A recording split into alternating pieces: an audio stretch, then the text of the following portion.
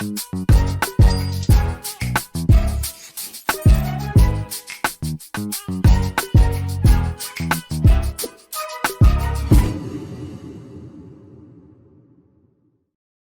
vamos lá agora ao nosso último enunciado, tá? Para identificação de peça. Segurança 100, corretora de seguros limitada, sediada na capital do estado Alfa e devidamente autorizada a funcionar pela Superintendência de Seguros Privados, SUSEP, recolheu aos cofres públicos federais no período compreendido entre 1º de janeiro de 2014 e 31 de 12 de 2014, COFINS por ela devida, aplicando a alíquota de 3% para incidência cumulativa. Sociedade empresária que apura o imposto de renda sobre a pessoa jurídica com base no lucro presumido. Em 15 de outubro de 2020, ela foi autuada pela Secretaria da Receita Federal do Brasil, pois no entendimento a empresa não teria recolhido a COFINS no ano de 2014 com a alíquota majorada. Ela recolheu sobre 3, eles queriam que ela recolhesse sobre 4, prevista no artigo 18 da Lei 10.684 de 2003, entre aspas. Fica elevada para 4% a alíquota de COFINS, devida pelas pessoas jurídicas referidas nos artigos 3º, parágrafo 6º e 8º da Lei 9718, de 27 de novembro de 98. Por sua vez, o artigo 3º, parágrafo 6º... Opa! Lasqueira, pera. Aqui. Por sua vez, o artigo 3º, parágrafo 6º da Lei 9718 de 98 indica que tais pessoas jurídicas que devem recolher a COFINS com alíquota majorada são as previstas no artigo 22 da Lei 8.212/91, a saber, bancos comerciais, bancos de investimentos, sociedades de crédito imobiliário, sociedades corretoras, distribuidora de títulos e valores imobiliários, empresa de arrendamento mercantil, cooperativa de crédito, empresa de seguros privados e de capitalização, agentes autônomos de seguros privados e de créditos e de entidades de previdência privada, abertas e fechadas. À vista do rol acima indicado, a Receita Federal entendeu ser exigível a alíquota majorada da empresa, pois seria qualificada como uma sociedade corretora ou ainda como agente autônomo de seguro privado e de crédito. No auto de infração, além do lançamento de ofício suplementar, foi aplicada uma multa. A referida sociedade empresária entende que a alíquota é de 3% e não de 4%, exatamente como fizeram nos recolhimentos originais, pois ela não estaria inserida em nenhuma das qualificações pela Receita Federal do Brasil. Ademais, entende a empresa que passados tantos anos... Por que eu estou falando de tantos anos, professor? Que ele quer uma perda do direito por decurso de prazo, tá vendo? Ele escreve tantos anos, ele adjetiva, né? Fala quanto tempo, né, gente? Ó, depois de tantos anos, a Receita Federal já não poderia autuá-la. Além disso, a autuação está dificultando sua atuação profissional, pois necessita com urgência obter certidão de regularidade fiscal por exigência do órgão regulador a que está submetida. Em razão disso, por seu advogado, ela ingressou com uma ação anulatória, com pedido de antecipação de tutela, objetivando a anulação do auto de infração, apresentando todos os documentos pertinentes, tais como comprovante de pagamento de COFINS e documentos que comprovam sua atividade e a natureza de corretora de seguro, bem como indicando a existência de um recurso especial, 1.400.287, e um RESP 1.391.92, recurso repetitivo sobre o tema, os quais tiveram sua ratio dissidente consagrada na súmula 584. Ele já deu a súmula para você também, para poder facilitar a sua vida. Inicialmente, o juízo ao qual coube a distribuição da ação, que foi a 4ª Vara da capital da Seção Judiciária do Estado Alfa, concedeu a antecipação de tutela requerida. Contudo, a sentença revogou a tutela e o pedido foi julgado improcedente pelo mesmo fundamento da autuação, também reconhecendo a realizada dentro do prazo legal. Ao fim, a corretora de seguros foi condenada em custas e honorários de sucumbência. Como advogado da sociedade empresária, redige o recurso cabível para tutelar o seu interesse no bojo deste mesmo processo e atacar a sentença prolatada, ciente de que decorreram apenas 10 dias úteis desde a publicação da sentença e de que a empresa continua necessitando de certidão de regularidade fiscal. Mais uma vez aqui, pelo menos, né, o que o examinador usa de informação que ele deseja aqui, é combater ou atacar uma sentença prolatada. Veja que não é uma decisão interlocutória, né? Ele fala realmente de uma sentença. Ele traz o prazo, para que a gente não se confunda, sempre ele varia de 7 a 10 dias, tá? Ele coloca, publicação de sentença novamente, tá vendo, para que a gente não se confunda. Normalmente, quando é recurso, pessoal, as últimas frases ficam negritadas e ele faz a menção a recurso, ele faz alguma menção de que ele quer aquilo, né? Tanto que ele traz a expressão mesmo, redige o recurso cabível.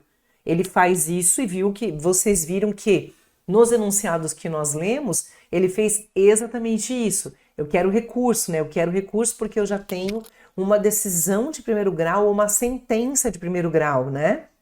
Então, a gente sempre vai ter na nossa cabeça que contra uma sentença cabe apelação e contra uma decisão interlocutória cabe agravo de instrumento. E não importa para nós as teses, o raciocínio vai ser aquele mesmo, né? Adequado às nossas iniciais, onde a gente nunca vai tentar olhar a tese, né? Porque a tese a gente vai ter que achar mesmo.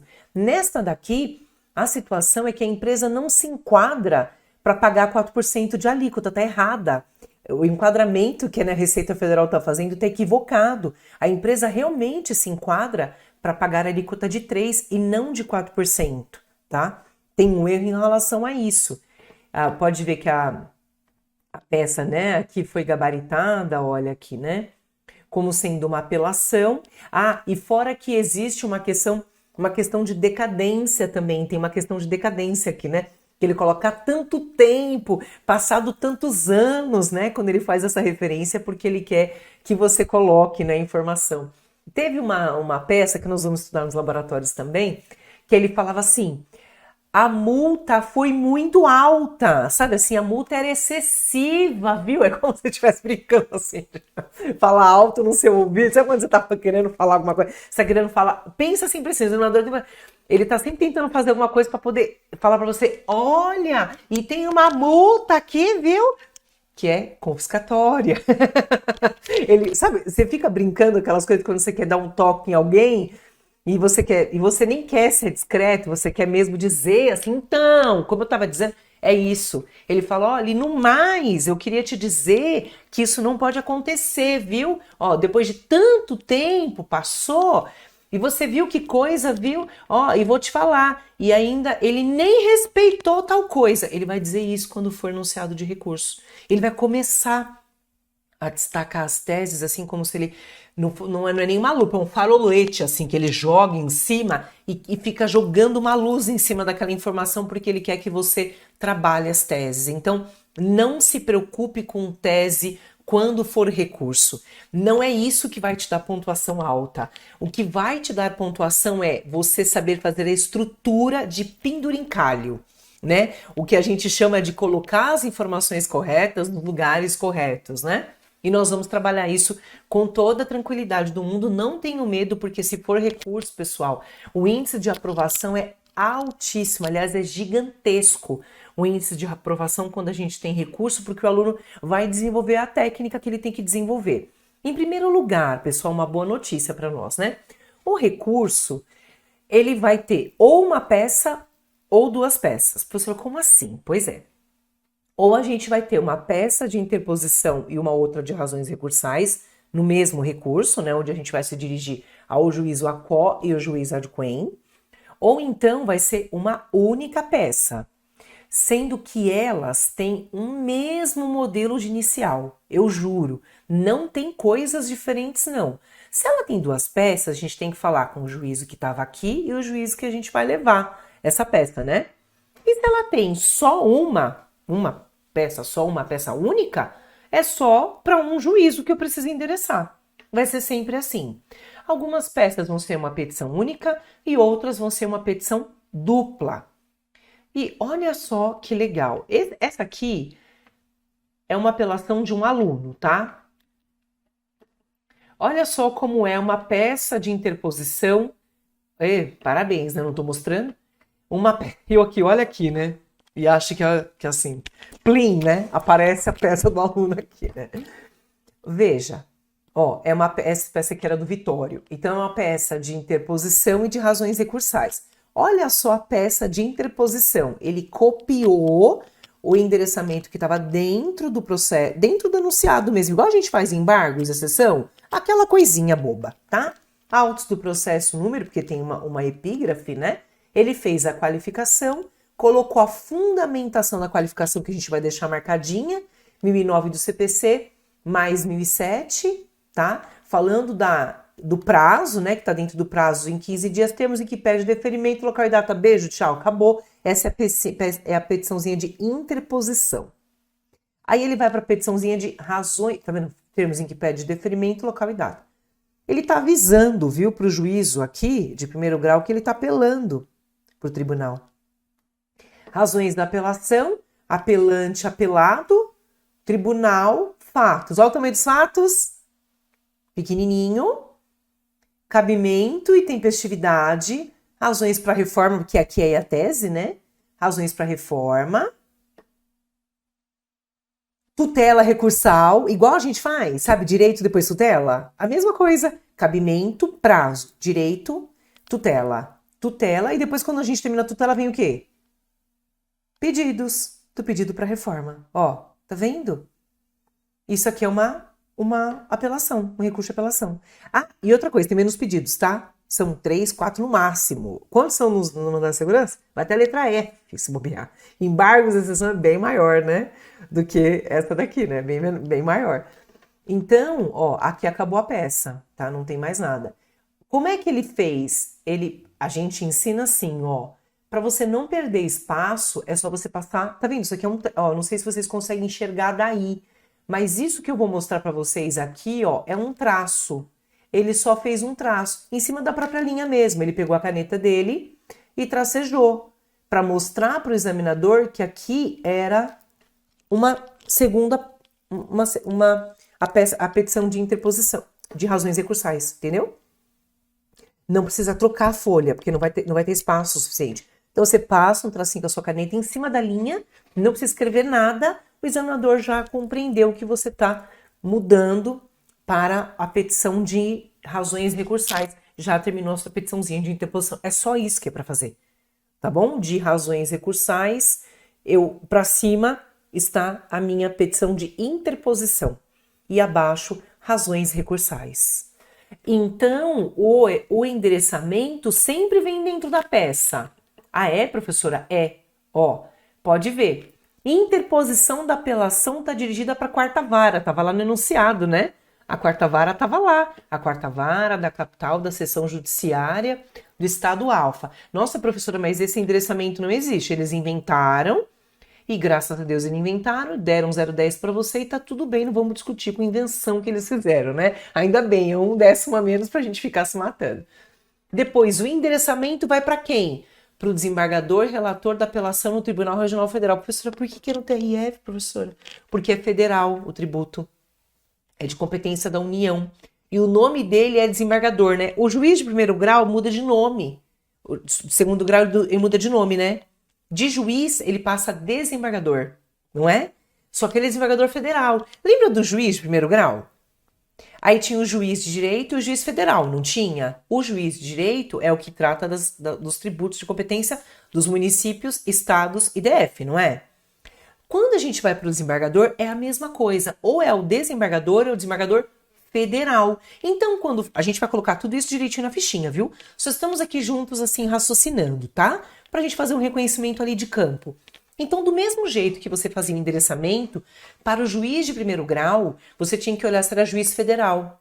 Ou se tinha alguém ali da União, empresa pública federal, né, autarquia federal. E aí você precisava endereçar para o juiz federal. Aqui você endereça para o desembargador federal quando a situação for de competência da União, né, o tributo ali apelante à segurança, que é a pessoa que você está ingressando, né, com o recurso, e a apelada, que é a União ou a Fazenda Nacional. Cabimento do recurso, ó, é só uma paráfrase do artigo 1009 caput do Código de Processo Civil. Recurso cabível para reforma de sentença e apelação. Ai, que lindo, 02, só porque você escreveu isso. Tempestividade mais 02, porque você falou que era 15 dias úteis, 1003, parágrafo 5º. Chuchu, beleza! Olha que delícia. Recolhimento do preparo, por quê, professora? Porque, veja, no primeiro grau chama custas, né? São as custas, né? Que a gente vai recolher, que é a taxa judiciária. No segundo grau chama preparo, só isso. Se você colocar custas, ele também vai corrigir. Mas como vai estar escrito no 1003, parágrafo 5º, preparo, você vai acertar preparo, tá bom? Exposição dos fatos, contou a historinha 010. Fundamento da apelação, que é o fundamento jurídico, tá? Aí são as teses que ele queria que você tivesse desenvolvido. Antecipação de tutela recursal. Quer ver que é igual o que a gente faz no primeiro grau? Quer ver que a gente vai achar? Ele falava no enunciado sobre a obtenção de uma certidão de regularidade fiscal, que a pessoa precisava disso. A mesma historinha da carochinha do primeiro grau. Ele vai te dar elementos dentro do enunciado para a gente extrair de lá de dentro. Mas olha que legal, a tutela recursal vale meio ponto. Ah, e sabe o que ele faz em recurso? Ele é um pouco mais liberal quando ele quer recurso. Ele coloca ou. O que significa ou, professora? Significa que ele foi aceitando coisas que você queria fazer. Quer ver que legal? Olha só. Ou você vai requerer a tutela de urgência, ou você vai chamar isso de tutela de urgência, para suspender a exigibilidade do crédito tributário e conseguir a certidão de regularidade fiscal, ou tutela de evidência, porque tem súmula, para suspender a exigibilidade do crédito constante e também conseguir a certidão de regularidade, porque tem recurso repetitivo, tem súmula, ou você vai querer a atribuição de efeito suspensivo, que é esse terceiro ou que ele colocou aqui, ó, que é o que a gente usa aqui no curso, tá? Porque esse aqui serve para todos os recursos, então a gente não usa diferente não para não te confundir, a gente usa único para, se qualquer recurso que aparecer, você colocar essa expressão. Porque as demais outras expressões não servem para todos os recursos, em todas as situações. Então a gente vai guardar um para facilitar a sua vida, que serve para tudo e vai te dar pontuação, tá bom? Requerer a atribuição de efeito suspensivo a recurso, tendo em vista que a sentença revogou a tutela provisória, tá escrito lá, viu? E ele quer a expedição da certidão. Ai, que lindo, não é bonito, gente?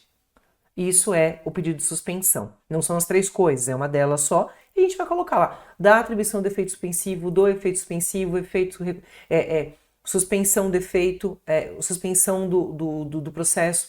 Enfim, a gente vai usar vários termos que a gente pode escolher.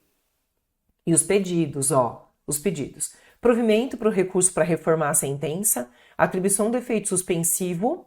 Na verdade, a gente faz o contrário, né? Primeiro a gente fala do efeito suspensivo, depois da procedência, que é a reforma da sentença, que ele trocou no gabarito, mas a gente usa a outra ordem, que é primeiro atribuir efeito suspensivo, né? Não é a primeira coisa que a gente quer? Atribuição de efeito suspensivo para a expedição da certidão, é isso. Depois, o provimento do recurso. Aí, o que ele fez? Ele pegou o provimento e falou, ai meu Deus, vida louca, né? Ele pegou o provimento do recurso e colocou em dois lugares, aqui e aqui. Acontece essas coisas mesmo quando é recurso, ele dá uma confundida, assim. Ó, aí ele colocou, ó, provimento do recurso para reformar a sentença. Porque teve uma decisão monocrática de um relator, muito legal, a gente vai deixar marcado o 9325 do CPC quando tiver decisão monocrática para você colocar no teu recurso também. E naturalmente a gente vai ter intimação da apelada, né? Porque já tem um processo inicial. A mesma coisa que a gente faz quando é embargos de exceção, já tem um processo iniciado, né? Já foi proposta uma execução pela Fazenda. Aqui é a mesma situação. Eu mesma já propus uma ação anulatória, que foi julgada improcedente, e subiu lá o recurso para analisar e, né, reformar a sentença, né? Então é uma intimação da Fazenda Nacional, ou da apelada para apresentar as contrarrazões, tá? Da apelação. E a condenação ao pagamento de custas e honorários de sucumbência, data e local, e acabou o recurso, tá? Só para você ter noção de como que isso acontece. Quando for um agravo de instrumento, ó, tô aqui no agravo, tá?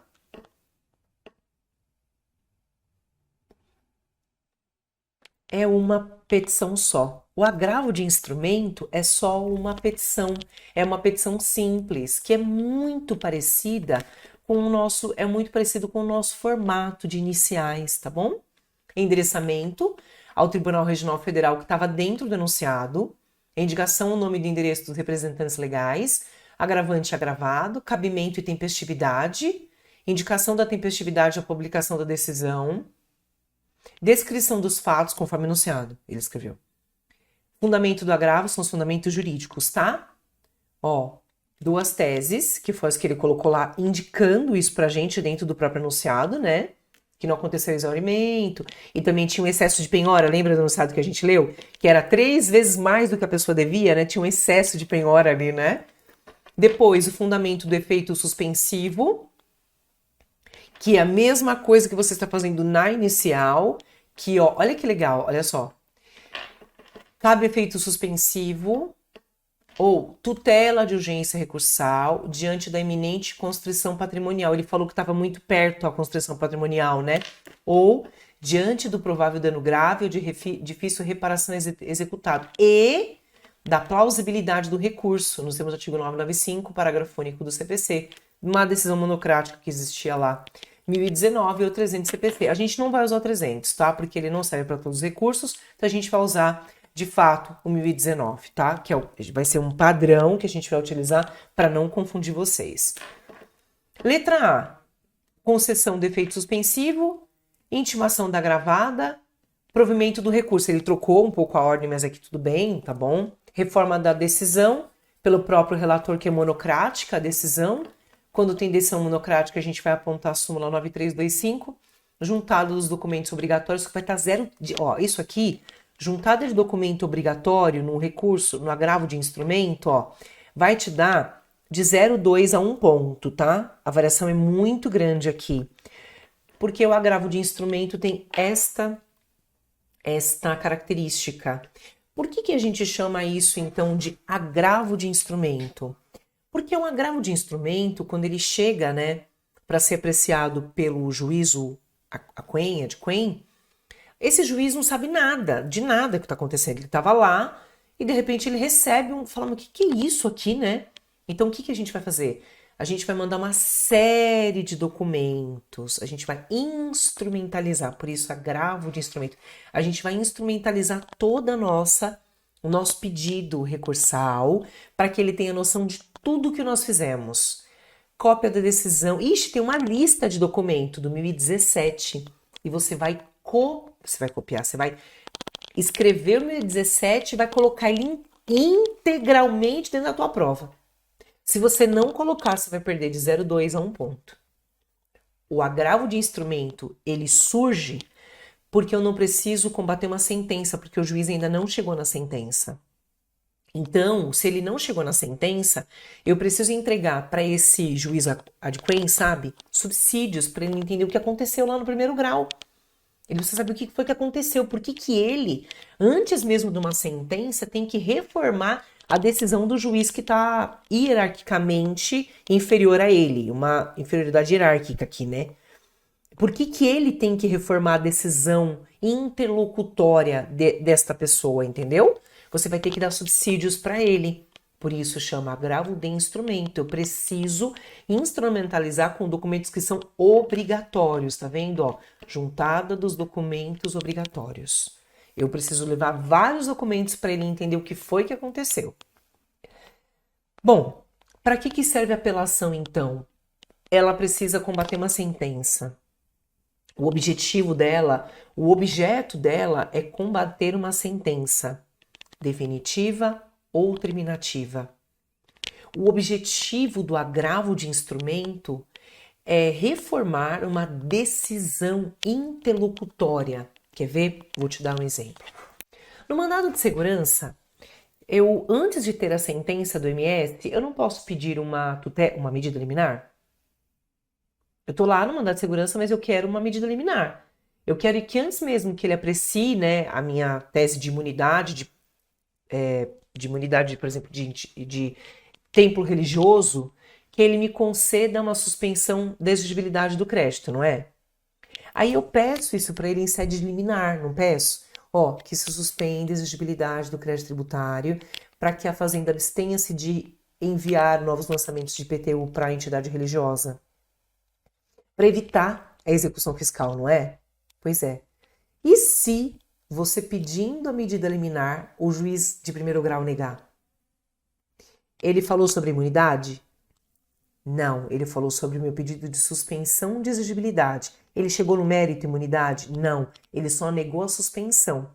Se ele nega a suspensão, é uma decisão interlocutória. Ele não apreciou ainda a minha tese de imunidade do templo, entenderam? Ele ainda está aqui, ó, no outro lugar. E contra essa decisão cabe agravo de instrumento. Tá, agora eu vou virar a sua cabeça do avesso. Vamos pensar que eu sou a Fazenda. Eu sou a Fazenda e eu proponho uma medida cautelar fiscal contra o Diego, porque eu estou percebendo que o Diego está vendendo imóveis, transferindo bem, tentando alienar tudo que ele tem só para não me pagar. E eu, Fazenda, preciso propor uma medida cautelar para assegurar o crédito tributário. E aí, quando eu estou percebendo que o movimento está muito rápido e dentro da medida cautelar, o que eu faço? Eu peço uma antecipação da medida. Eu peço uma cautelar dentro da medida cautelar fiscal. Eu posso fazer isso, eu Fazenda posso. E o juiz, antes de apreciar o meu pedido, ele concede para mim, que sou Fazenda, a medida cautelar. Aí o Diego contrata a Eli como advogada. E ele fala assim, meu Deus, a gente já tem uma medida cautelar aqui. E o juiz deferiu. O juiz de primeiro grau deferiu. Vamos subir para a gente ter uma reforma dessa decisão do juiz. Senão, Diego, você não vai conseguir nem vender o que você precisa vender agora para pagar isso, aquilo e tal. Então aí, veja, não é uma sentença, é uma decisão que defere a medida, uma cautelar dentro da medida cautelar fiscal. Embargos da execução fiscal e exceção de pré-executividade. Eu falo assim, olha, eu quero o efeito suspensivo dos embargos, porque inclusive a pessoa já apresentou bens para a garantia da penhora. Para garantir a execução, perdão. Já apresentou bens para garantir. E o juiz de primeiro grau, sabe o que ele faz comigo? Ele nega. Ele não chega na sentença, mas ele no meio do caminho ele nega. Aí o Diego me procura e fala assim, não, mas agora lascou de vez porque ele negou o nosso efeito suspensivo. O que a gente vai fazer? Aí nós vamos ter que agravar. Antes dele chegar no mérito se tem uma decadência ou prescrição, ele negou o meu pedido de efeito suspensivo nos embargos, sabe? Ou na exceção de pré-executividade. Antes dele falar da legitimidade passiva do Diego, ou da prescrição às matérias de ordem pública, né, que a gente tem trabalhado, antes dele chegar ali, sabe o que ele fez? Ele negou o meu efeito suspensivo. Se ele negou o meu efeito suspensivo, ele decidiu por negar o efeito suspensivo antes mesmo de chegar na sentença, no mérito.